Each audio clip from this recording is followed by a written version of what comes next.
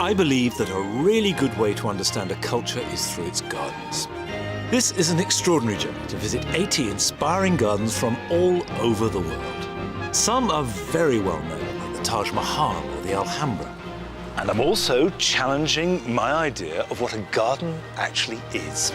So I'm visiting gardens that float on the Amazon, a strange fantasy in the jungle, as well as the private homes of great designers, and the desert flowering in a garden. And wherever I go, I shall be meeting people that share my own passion for gardens and my epic quest to see the world through 80 of its most fascinating and beautiful gardens.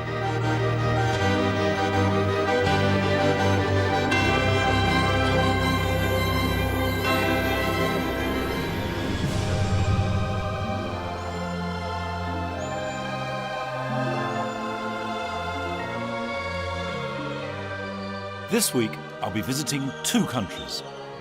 One is Cuba, a Caribbean island where, in the middle of the crumbling colonial grandeur of its urban landscape, a green revolution is taking place. The other is Mexico, a country that has one of the widest range of flora in the world, and where a rich and ancient civilization is deeply entwined with its plant life, and where that relationship has been transformed into art through its gardens. I begin my journey in one of the world's most populous cities, Mexico City. Then I'll head south to Oaxaca, which has the most diverse flora in Mexico.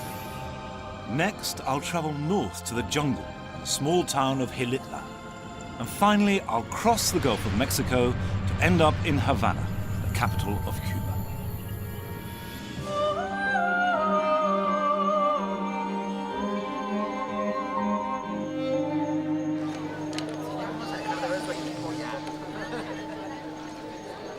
I'm in a cemetery in the middle of the night where a vigil is being kept as part of the celebrations for the Day of the Dead. On the Day of the Dead, every grave and home is decked in a blaze of orange marigolds, orange being the color that the Aztecs believe the dead most easily recognize, to guide and welcome the returning deceased, so that the whole family, living and dead alike, are reunited again for just one day of the year. This strange fusion of Catholicism and pre-Hispanic ritual has its roots in one of the richest and oldest gardening civilizations of the world. 500 years ago, what has now become modern Mexico City was the epicenter of the Aztec civilization. The Aztecs built their huge city on a great saltwater lake. But via a sophisticated drainage system that removed the salt water and channeled in fresh water, transformed the landscape. But even before the arrival of the Aztecs, the Xochimilco people had built islands or floating gardens, which became one of the most productive methods of cultivation known to mankind, and the earliest perennially flowering gardens.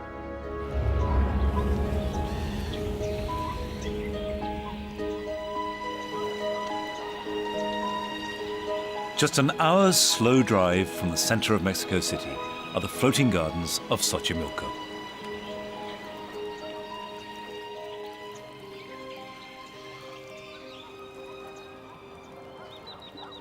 I first heard about these about 15 years ago, and I actually came to Mexico intending to see them and didn't manage to get to them.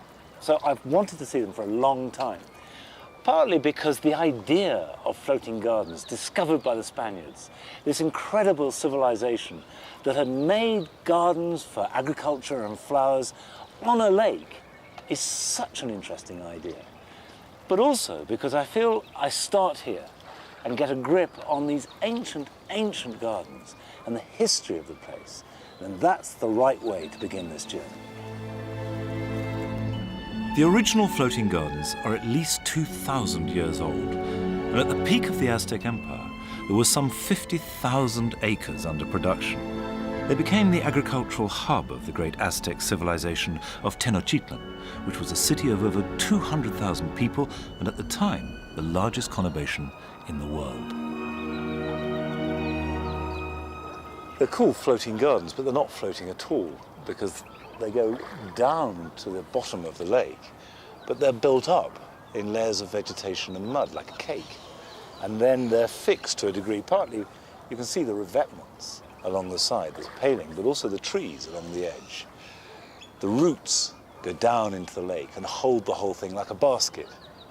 The trees also provide a little sort of microclimate. But the scale of it, when you think there are tens of thousands of hectares, to do all that by hand, beyond imagination.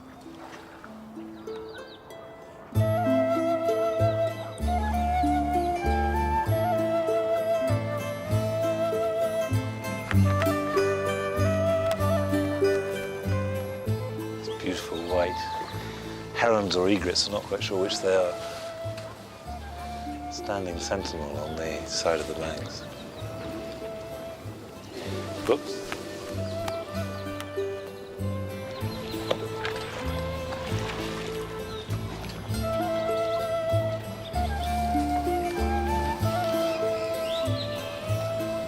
During the period leading up to the Day of the Dead, tangerine fields of African marigolds dominate many of the gardens. Many of the floating gardens, or chinampas, are still cultivated using traditional methods, and Dr. Erwin Stefanotto is the director of a special ecology park that aims to preserve this unique and endangered ecosystem. We have here about 1,400 hectares of chinampas. Each of the chinampas are quite small, aren't they? Quite small. So thousands and thousands of them. Thousands of them. So these canals that we see are actually just the remnants of the lake? Sure.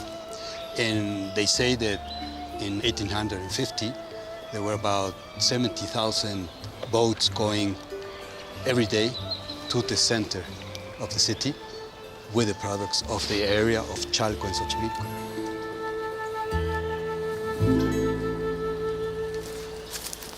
Is everything always grown on these raised beds? Yes, this is the original way of growing in chinampas. Okay. First, they bring a special mud from some parts of the lake, of the canal. They leave it one day, they dry it out, and then they make the little squares. If it's a big plant, you have to make bigger squares. These are small squares, and with a finger you put and then you put the seed. Then you put the vegetation on top. In 3 weeks, you have the plant already grown. In 12 weeks, you have about 25 to 30 centimeters, and you transplant it to other warm beds. Right. In this warm bed, that's called almácigo in Spanish, you can have 18,000 little plants. Right. This mud looks beautiful. Well, the nutrients are so high that we don't use any kind of chemicals for this. This is organic, everything. Everything organic? Everything is organic. That's good. Why? Because you can have 6 harvests a year. The chinampa is, by osmosis, always wet. You don't need the water. Whenever it rains, it's okay. Otherwise, you take it from the canal. How fantastic. I think that these floating gardens are not just beautiful, but they also have a truly potent atmosphere. There's a kind of psychic energy that's stored in the place like a battery that comes from 2,000 years of people tending it in the same way across century after century. And I'm sure that works. I'm sure it's a really powerful thing, that. And it's all part of my understanding, not just of the ancient Aztec civilization, but also the modern Mexican culture that coexists with it. Mexico City is a vast urban sprawl, inhabited by some 20 million people. It's a polluted and chaotic place, full of colour and energy. The floating gardens were absolutely fundamental to the old city. But modern Mexico City is a vast place. It's unruly, noisy, and seemingly unregulated. And one of the truly great architects of the 20th century lived right in its middle. His name was Luis Barragan, and he made thoroughly modern houses and gardens, but he believed that all of them should reflect the true spirit of Mexico, which is why I'm on my way to visit his home. Louis Barragan is recognized as one of the 20th century's most influential architects. But he's less known for his gardens, which are also modern, but rooted deep in Mexican culture. And I consider his gardens to be so significant that whilst I'm here in Mexico City, I'm taking the opportunity to visit 3 different ones.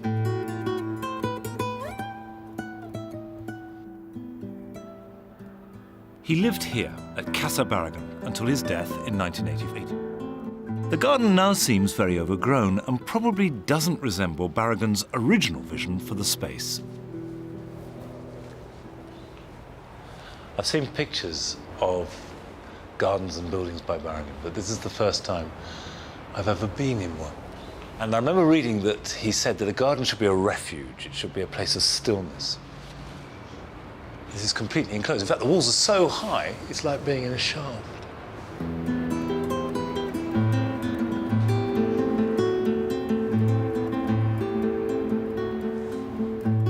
The roof terrace is a revelation. It is dramatically filled by shimmering colour, sunlight and crisp shade. To discover more about Barragan, I've met up with Mario Shetman, a fellow landscape architect and friend of Barragan's for over 20 years.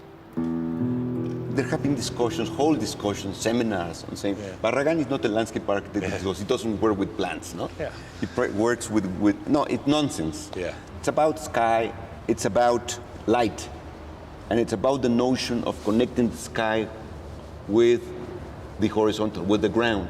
That's landscape architecture. There's one element missing, and that is the human. Yes, the human aspect. You do need the human aspect. Absolutely. That's why landscape architecture and gardening are an art. And yet, it's the most human of all arts because you inhabit it. It's not a picture. It's not a sculpture. You are completely surrounded. For instance, this marvelous terrace at his house, there's not a single pot or even a single furniture. It's about the space itself. It's about the void and the connection with the sky. And then you can only barely see the tops of trees. And once I asked him, you talk very much about mystery in your work. And he said, well, mystery is very simple. Mystery is a tree behind a wall because it intensifies the notion of what's behind that wall. Is there a beautiful woman, or is there a beautiful patio? Is there water in that patio? So the beginning and the end of high art is in the garden. In many ways, Barragan was a maverick, and his work was widely denigrated by the Mexican architectural establishment at the time. His desire to break with convention certainly led him to build houses and gardens in improbable situations.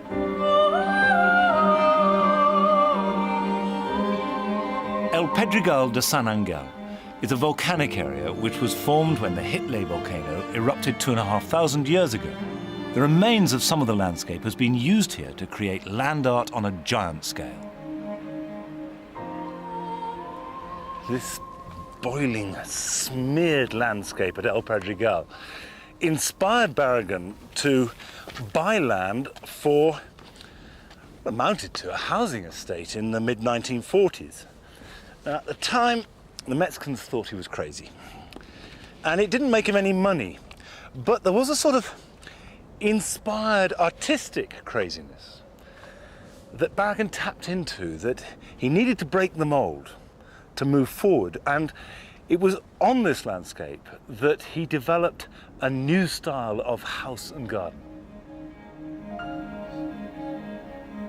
He created a series of extraordinary gardens here, like surreal volcanic orchards, using the quality of the rock and its textures to contrast with strategically placed trees and shrubs.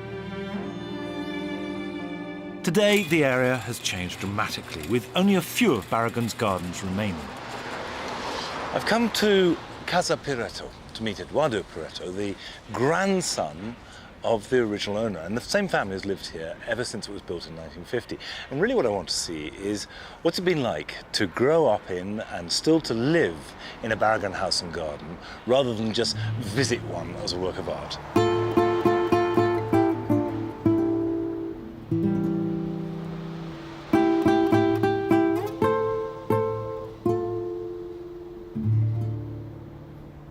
It took Barragan 2.5 years to build Casa Prieto.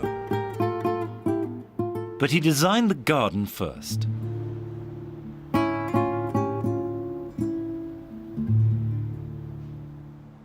Does it work as a house to live in? It works because I'm used to it. Yeah. I don't know if the scale is something that other people can live with. The house itself has a very open plan. And then there's these huge windows that make it seem like you don't know where the house ends and where the garden starts. I suppose that the house was pretty revolutionary when it was built. It was breaking new ground. It was for city life, but it also has a lot of Mexican tradition in its proportions and in how people live in it. It's sort of very solid to the outside, but to the garden it's very open. And this is how people live in the countryside in Mexico. At Casa Prieto, Barragan drew his inspiration from the traditional Mexican hacienda.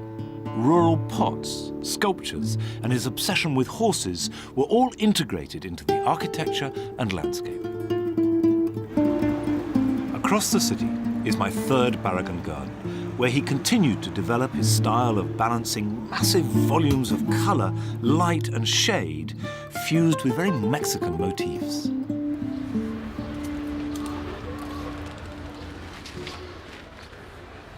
This is Casa Galvez, the last of the Barragan houses I'll be visiting.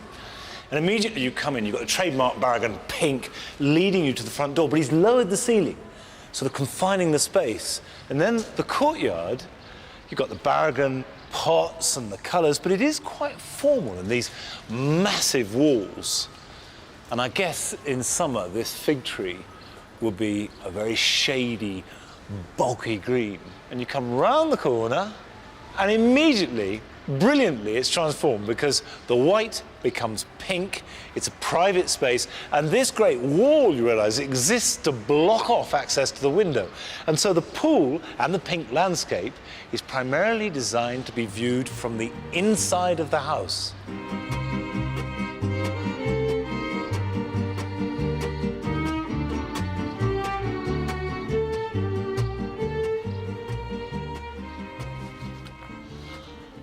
But when you come through the house into what is the completely private space, everything just explodes out and you get these vast walls of colour. The walls, of course, which create the privacy, but the effect is one of complete generosity of light and colour and space.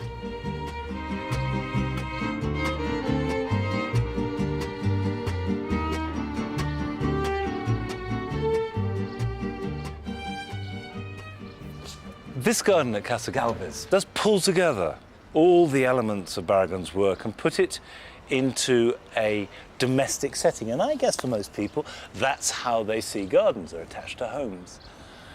But it actually doesn't lessen my opinion that the distillation of his work, the essence of it, is to be found at Casa Barragan, on that roof terrace, where you just have light, volume, colour in its purest form. Barragan chose to live in the middle of Mexico City, but he drew much of his inspiration from the Mexican countryside and its traditions and folklore. So I'm now leaving the city to learn more about the landscape, culture and history of this huge country through the medium of its gardens. I'm going south to Oaxaca, the historic home of the Zapotec and Mixtec peoples, which contain 157 indigenous languages and has more than 1,000 species of plants native to the region.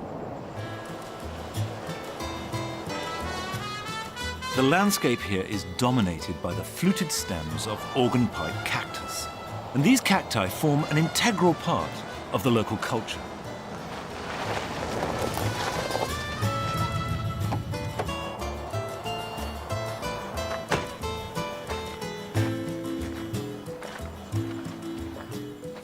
I've just taken a few minutes off on the road to Oaxaca to stretch my legs here in the Cuicatlan Valley, which is apparently the place that holds the biggest range of cacti anywhere in the world, and they're everywhere, tiny ones to these beautiful, vast ones. And it's a strange, sort of surreal landscape. Very beautiful.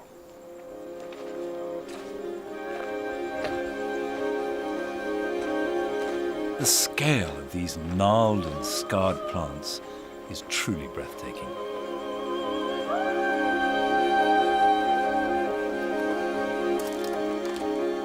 But I'm carrying on further south to the magnificent mountaintop ruins of Monte Alban.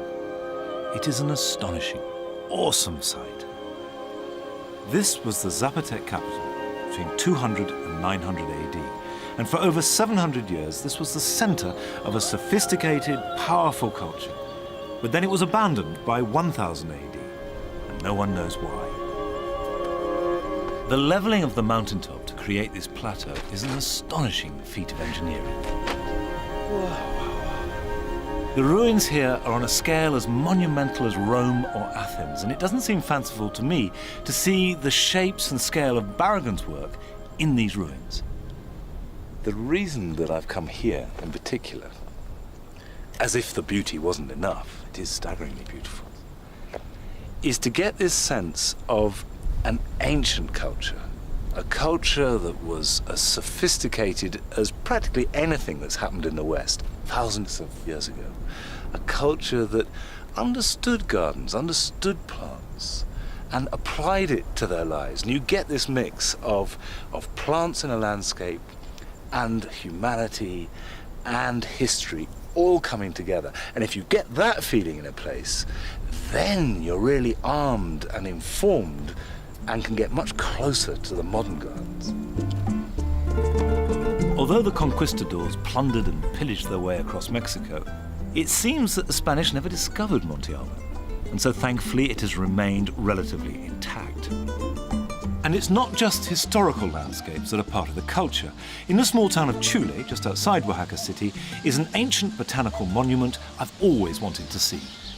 I've stopped off to see this, which is the Chula tree, which is a Montezuma cypress, and is reckoned to be the biggest tree in the world, and certainly one of the oldest. Now, I have seen photographs of it, and it's certainly worth a detour, if not coming just to Mexico to see. It's very, very famous, but nothing prepares you for the scale of it. And also, the thing which I hadn't expected, that it is staggeringly beautiful.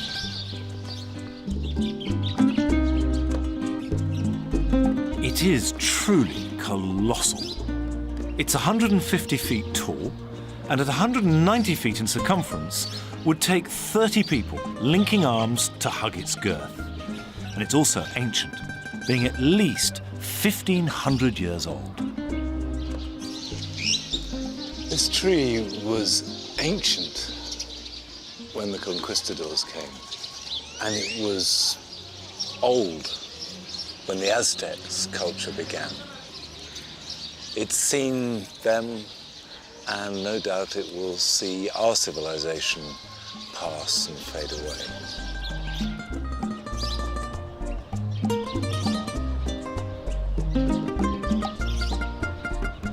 The Chule tree, dwarfing the Church of Santa Maria, is one of the wonders of the world. The conquistadors didn't just bring their colonial style of architecture to Oaxaca. They also brought with them something that would affect the local people even more: their religion. Very soon after the conquistadors took control, the church came in and exerted just as strong a control in its own way, converting the Indians and imposing themselves by building churches, some of them vast, and this is one of them. The Church of Santo Domingo is one of the finest examples of Baroque architecture in Latin America. It is dazzling in its magnificence.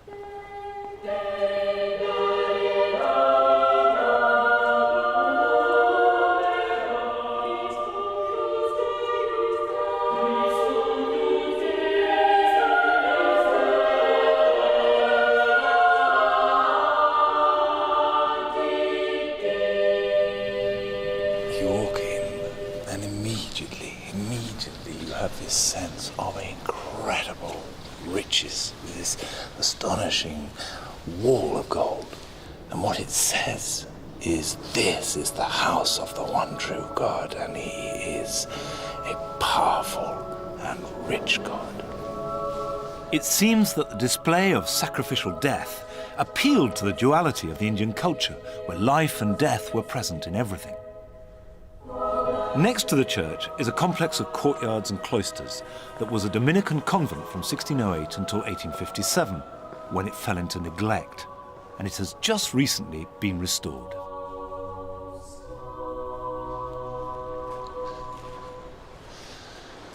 The building is, of course, wonderful. But, for all its glories, it's not the reason I'm here, because attached to it was a garden. And when they restored the convent in the early 90s, they decided to do the garden as well, and there's lots of archaeological evidence for it. But rather than recreate a monastic garden, what they've done is make a modern botanic garden, using the plants of the Oaxaca region.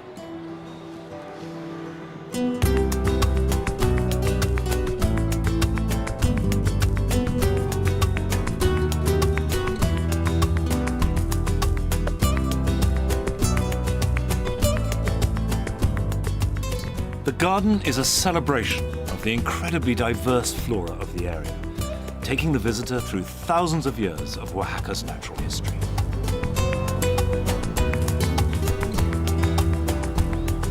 But it's more than just a collection of plants. It's also very beautiful and skillfully designed, and very different from most botanical gardens. I've seen cacti used as a hedge like this in villages as we've driven through.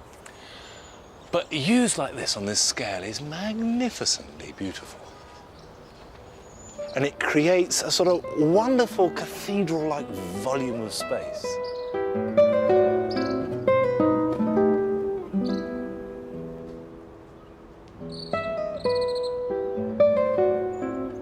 There's something niggling at me. I mean, it's almost irritating me. It's like walking around an art gallery rather than the garden. And it feels, to be honest, a little bit cold. The fact that this feels a bit more like a gallery than a garden may be because it's designed by a painter called s01e01, and this is his first garden ever. What really interests me is how you, as an artist, creating a work of art, relate to all the problems of a garden that it grows and changes. Lo primero que hice yo es justamente no considerarme un artista para tener. First of all, I had to resist my own artistic ego and concentrate on bringing out the intrinsic beauty of the plants instead. Lo que me interesa comunicar no solo I want to say more about the plants than simply botanical facts. de comunicarme de manera I try to communicate poetically with the visitor, to try to give the architecture and the layout of the plants a poetical feeling. The artistic challenge was not the only struggle Luis faced in creating the garden. que el gobierno del estado quería hacer. The government wanted to turn this into a hotel and the old botanical garden into a car park. At the same time, we, the painters of Oaxaca, started to work out what we could do with it. A pelear, digamos, con... Then we started to fight against the government to stop this place being turned into a car park. Segundo, So, the reclaiming of Santo Domingo is an achievement of the people of Oaxaca. There is a way of working called el tequio, meaning working for free, working for the community. algo gratuito para tu comunidad.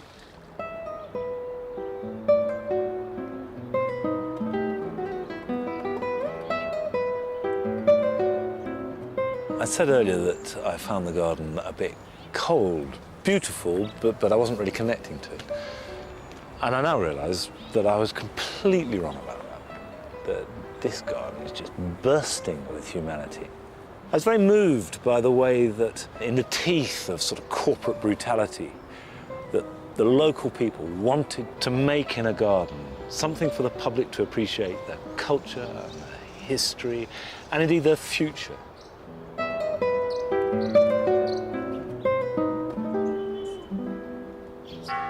But I'm now leaving the mountains and deserts of Oaxaca to find a garden lost in the Mexican jungle.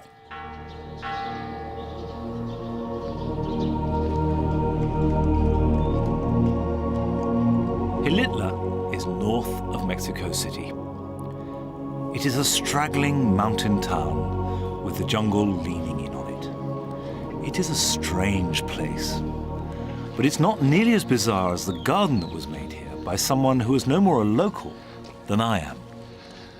I'm about to go into a garden which I think could only have been made here in the jungle in Mexico, given the timing and the circumstances of its creation. However, its creator was a very English eccentric.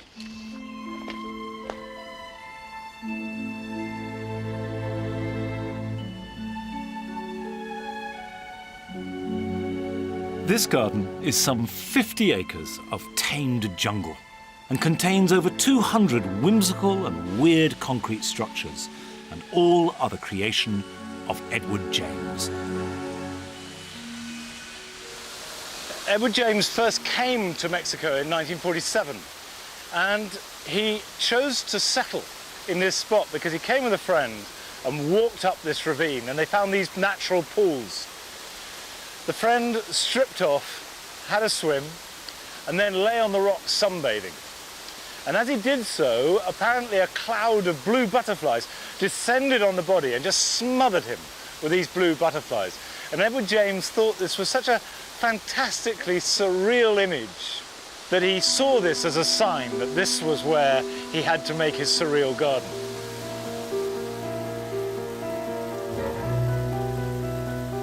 Edward James was born into great wealth. His family owned the huge West Dean estate in Sussex. However, James made his name and another fortune in the 1920s and 30s when he began collecting surrealist art. The initial plans for Las Posses seem to have been relatively modest, at least in the terms of an eccentric multimillionaire. More like a private zoo than a jungle fantasy, and he did ship a menagerie of caged animals to Xilitla. But by 1960, James began to talk about creating his extraordinary dreamlike constructions. He said he decided to build them simply because he liked to see something nice. And casually at first, and later obsessively, his subconscious began to take literal concrete form in the middle of the jungle. See, look at that. It's extraordinary. It doesn't rationalize, but is it beautiful? And does it need to be beautiful? I don't know. This place just plunges you under the water of irrationality and the subconscious and says, swim. Haven't a clue where I'm going. I'm completely, totally lost.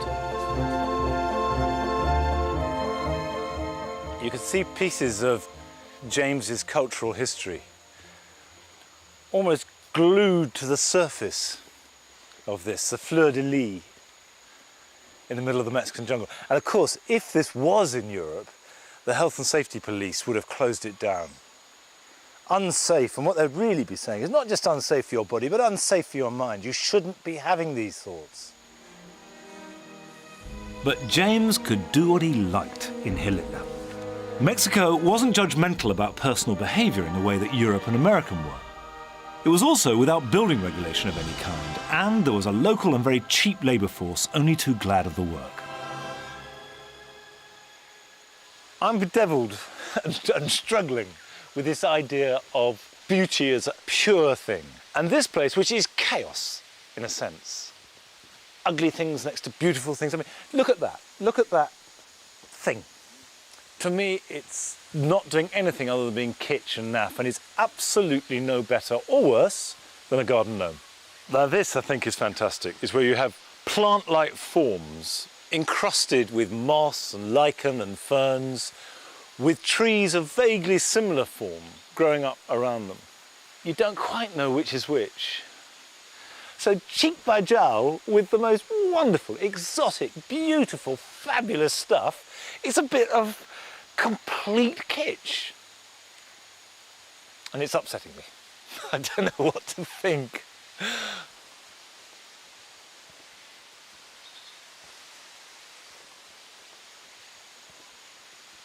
I mean, there is a fact. I could just be a boring old fart who likes the vaguely familiar and finds aspects of the sort of surrealistic way of doing things in a garden as too unsettling. It rattles my cage a bit too much.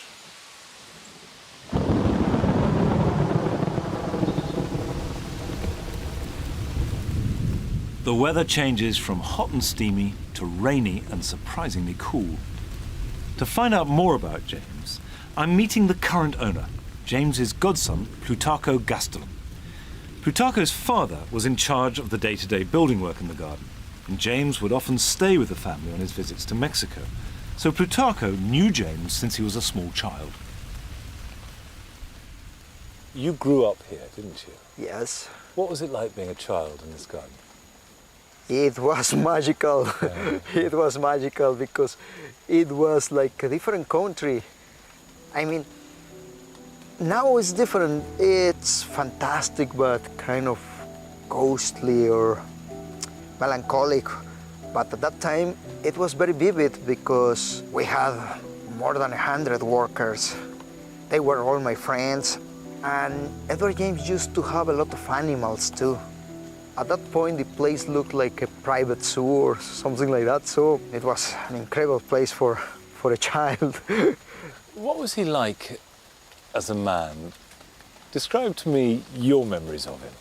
Yeah, that's something because I have a different perception I could see because for my sisters and I, he was our private Santa.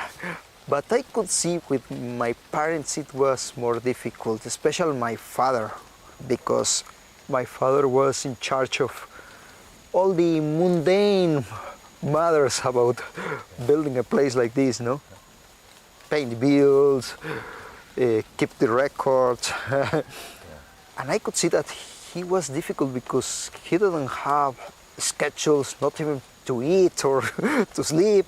And he didn't realize very well about the mundane world, no?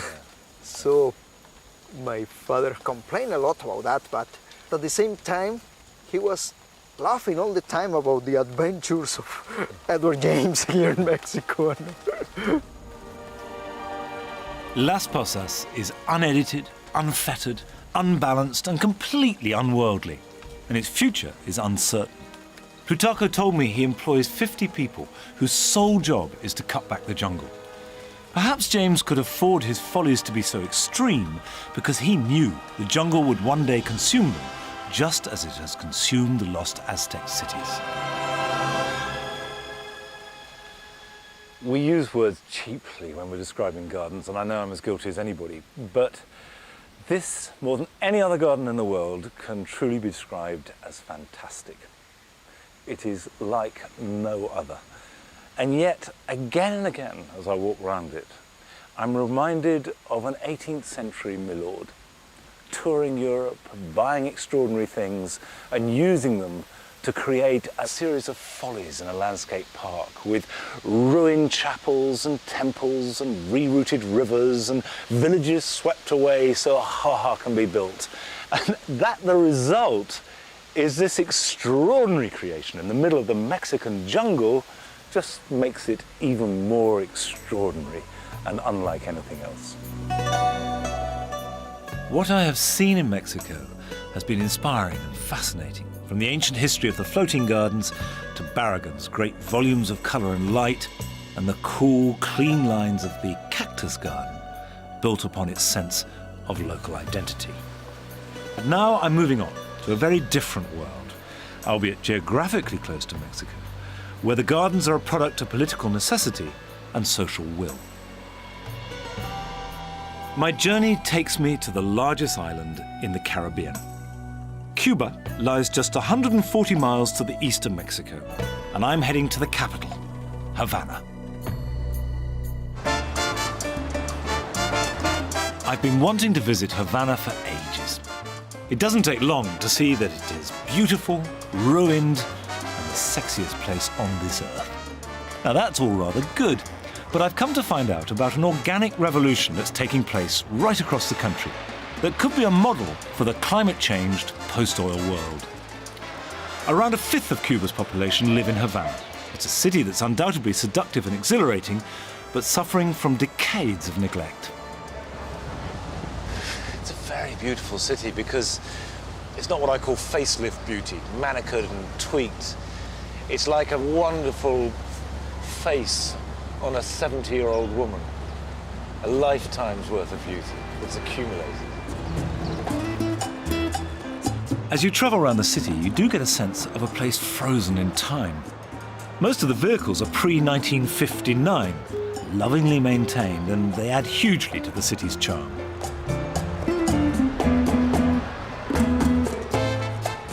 But among the decrepit buildings of the old city, there is a strange pairing of decay and healthy growth.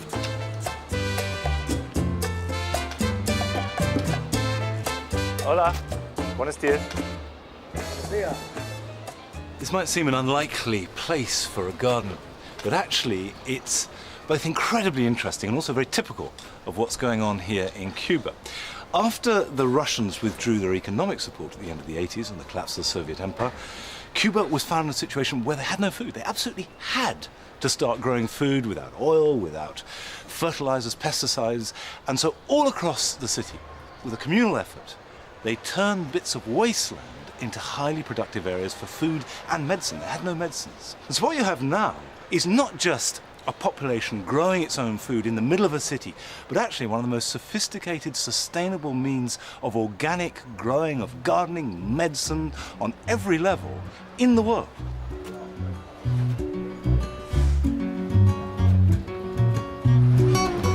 Right in the middle of the crumbling colonial grandeur, a genuine green revolution is taking place in the form of small productive gardens called huertas. These are the equivalent of our allotments, but built on derelict land, and they are the basis of a new gardening culture that is sprouting up all over the city.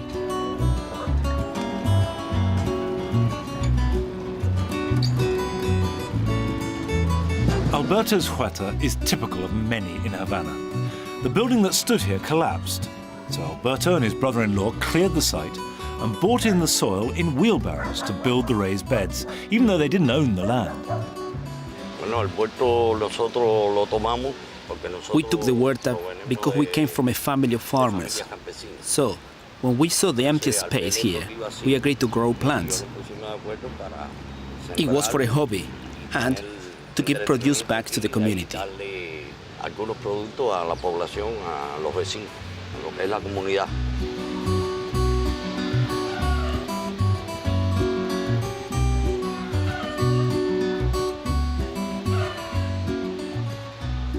When the special period began, did that change the way that you gardened here? Well, I had to start more or less inventing because the climate here changed a lot. And because of the need, we have to grow quick-growing plants so the community could benefit.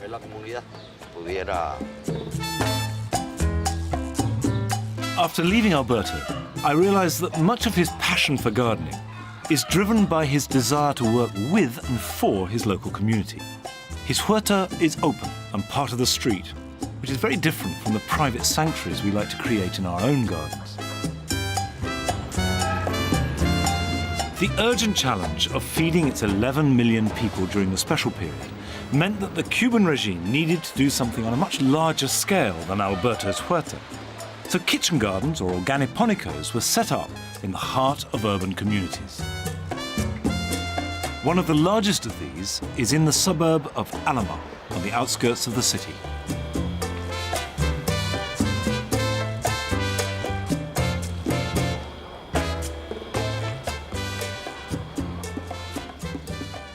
To me, this is a sort of vision of heaven. Wonderful vegetables, grown organically. It looks beautiful. People all working together from the community, growing them, earning a living, eating them, caring about it. That's the key. If you want to do something well, you've really got to mean it, and this place means it.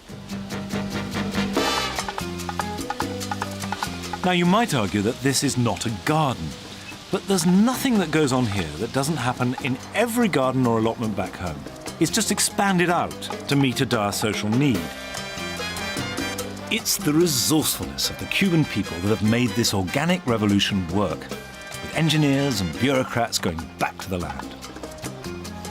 Dr. Funes is an agronomist and a key figure in Cuba's green revolution. He's agreed to introduce me to some of the people here. Emilio, ¿cómo estás? Monty Don de la BBC, and Emilio is an engineer. He's in charge of the pest and diseases control. And what's he spraying? Apply humus liquid and smoke, neem smoke. Smoke liquid? Yes, to control pests. Neem tree. Right, so natural pest control. Miguel Sacines was one of the 4 men that set up the Organiponico 10 years ago.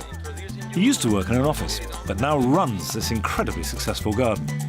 He's agreed to show me some of the plants and organic methods that they use here. Este es el centro de materia orgánica. This is where we made the compost. El cantero. The raised beds guarantee drainage. Ah, the husk from rice. What do you use this for? Eso es para la elaboración. We use this to produce compost for seedlings.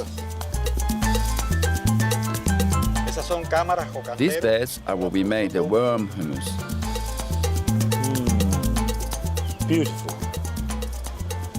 Now, I don't recognize this tree or fruit. What is it? Esto es el árbol. This tree is called the noni. It's a plant from Central Asia, and its Latin name is Morinda citrifolia. It's been used as a medicinal plant for 2,000 years. According to studies at the University of Honolulu in Hawaii, it improved the quality of life of more than 100 illnesses. Does it taste good? No, muy mala. No? Not so good. Is this the ripe fruit? Sabe a queso rancio. The ripe fruit tastes as a very old cheese, I mean raw cheese. It's like Stilton or Roquefort. It is, believe you me, this smells 100% of a ripe blue cheese, which I happen to like. But there we are, I can see there be something. And it tastes the same? Sí, pero se la puede comer. Hay personas aquí que se la comen solo así. Some people used to eat directly. You eat like it? this. But most of the people used to drink the juice. The flavor, and you can reduce the flavor because sometimes it's not so well accepted. Maybe for the French people it's excellent.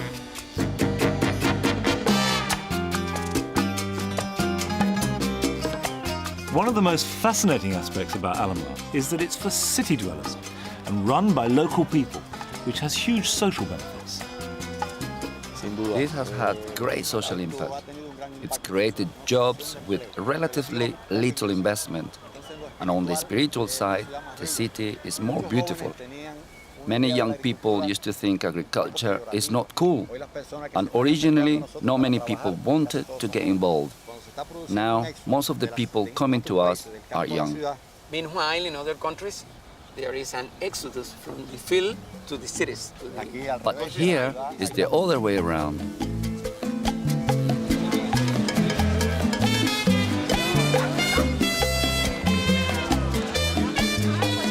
All the produce from the garden is sold locally, so it's fresh and wonderfully nutritious. And because the transportation in all directions is measured in meters, not miles, the carbon trail is minimal.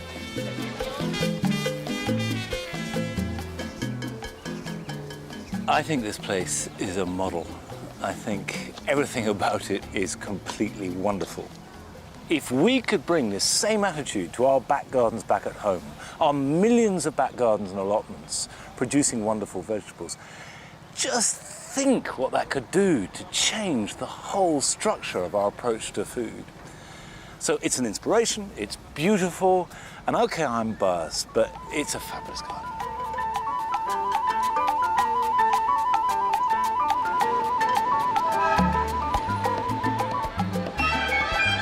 There are thousands of organiponicos throughout Cuba. In Havana, you'll find them in the most unlikely of settings, right in the heart of inner-city communities.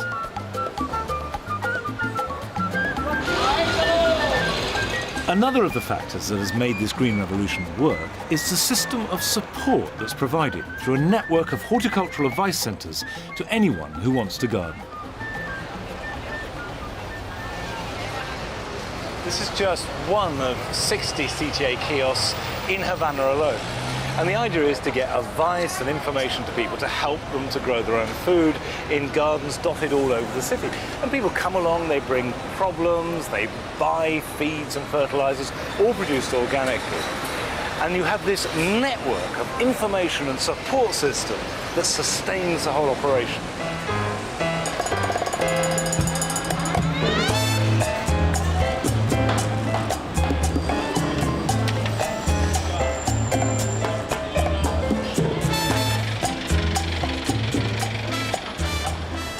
It's wrong to think of all gardening and all growth in Cuba as being driven to produce food. Everywhere you go, there are plants on balconies, plants by the side of the road, there are parks. And there are odd corners where you see that the need to nurture nature is expressed through growing ornamental plants. But you do have to look out for them. They're not that obvious. Gardening just for personal pleasure is clearly not that widespread. However, I do want to try and meet some gardeners who tend their plots just for the love of raising plants, especially in this city that has so brilliantly tackled the desperate demands for physical sustenance.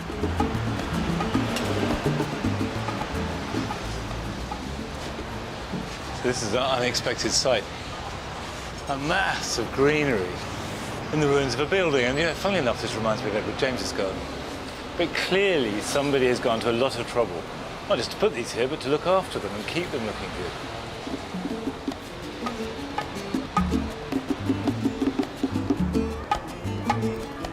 Chachi runs his rickshaw business right in the heart of this bustling part of Old Havana. And this is his little green oasis. Tell me, why are you growing so many plants in your workplace? I like plants. I like them very much. It's something I inherited from my mom. It's like you find peace with them. When you're watering and caring for them, their colors entertain your mind.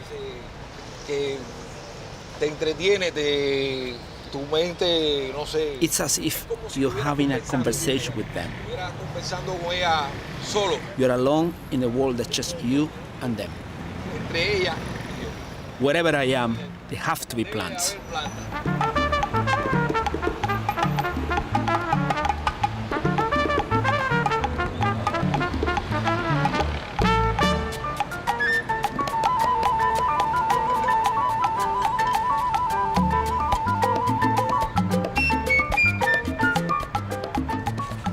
The last garden that I'm going to be visiting, and it's still in Old Havana, belongs to a woman called Maria de los Angeles. And she likes to grow plants that have ornamental and, I believe, spiritual value.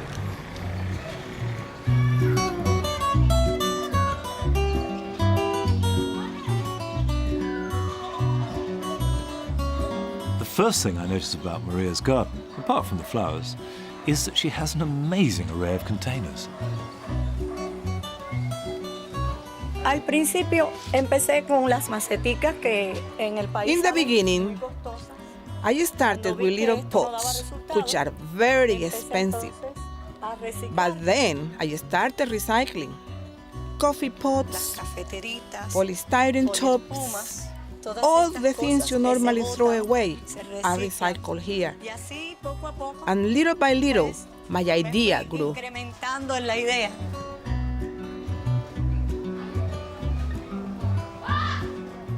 Now, this is the first garden that I've been into in Havana that isn't dominated by edible plants.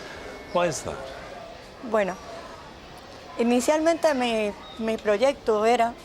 Initially, my project was to make a garden of ornamental plants. But because of both the country's needs and my spiritual needs, I said to myself, why not mix ornamental plants and fruit trees? I'd like to know more about how the plants fulfill your spiritual needs. Cuba is full of very beautiful places, but the economy doesn't allow us the luxury of visiting them. So, we recreate the world at home, so we don't need to spend the money and feel happy here instead. A utilizar un dinero, sino que aquí mismo sentirnos a gusto, acogedor. Y entre ellos, pues la planta también me transmite energía. Plants energize me, and when I look at them, they tell me when they need water, when they need food.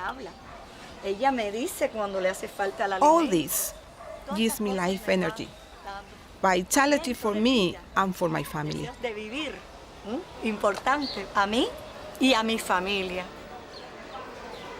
Even though Maria's garden fulfills her spiritual needs, there are plants here that are a reminder of the crisis that Cuba still faces on a daily basis. This banana plant helped the family through the difficult times of the special period.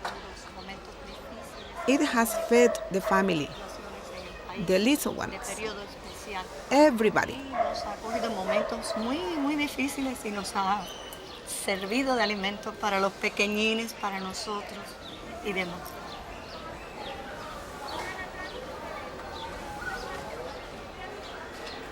What do your neighbors and friends think about this garden? Algunos. Well, some people complain because it blocks the window. Others see it from above and say it is very beautiful and say hello every morning. Things like that encourage me. Attitudes are changing in our country.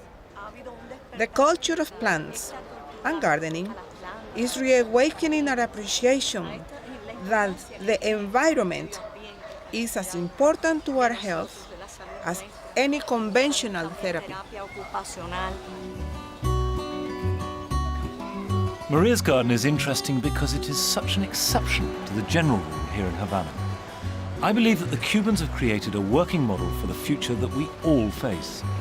In the middle of a large city with practically no money and no resources, they are producing fresh, organic fruit and vegetables by and for local communities, not industrially, but in the garden. Well, with real regret, I got to leave Havana, which is the most seductive place I've ever visited in my life. And I've been here at a time of real change, and I'm sure that it could go either way. Gardens could become more like Maria's, which is conventional, very beautiful, but westernized. Or we could learn from the extraordinary things that they've achieved and had to achieve over the last 15 years and develop a system of using our gardens to feed ourselves on a sustainable way. But I do know that I'll be back. I'll be back as soon as I can to see how those changes emerge. Join me next time on the beach at Botany Bay, from where I'll be setting off to explore the unique flora and gardens of Australia and New Zealand.